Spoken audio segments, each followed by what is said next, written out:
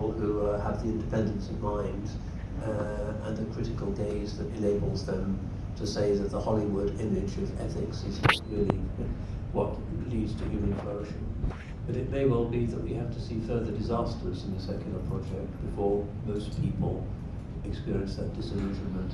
Climate change is one area where people are wondering about this ideology of endless materialistic competitive growth.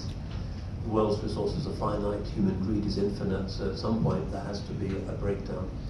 There are other areas where the technological project seems to be threatening us. Quantum computing is something threatening.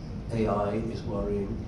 AI may apparently develop, and this seems to be the main concern of scientists in Cambridge who are in that area, may be able to design new biological weapons, for instance, that would be impossible to rectify, something 1,000 times worse than COVID or an infectious cancer or something that could be racially specific, for instance. So AI could certainly help to genetically engineer those existential threats.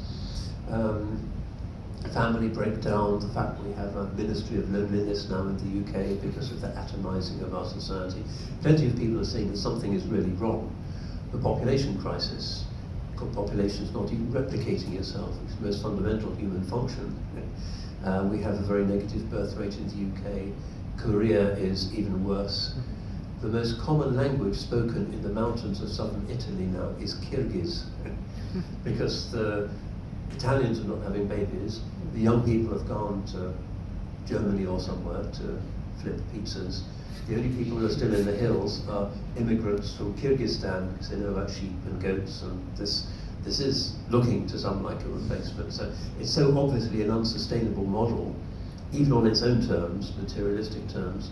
It's not working, it's threatening us all, quite apart from nuclear proliferation and what Putin might do, and new Chinese warheads, and North Korea, and that proliferation, which has been around for 70 years now.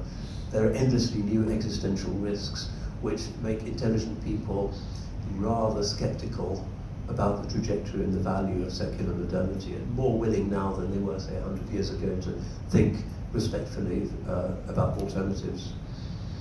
But it probably will take a real catastrophe for people really to wake up. The climate has to get a lot worse. There has to be, God forbid, some nuclear exchange somewhere, the robots take over, something like that, before people think, hey, modernity is out to get us, it's not there to make us more comfortable. Hopefully, scales will fall from people's eyes before we reach that point.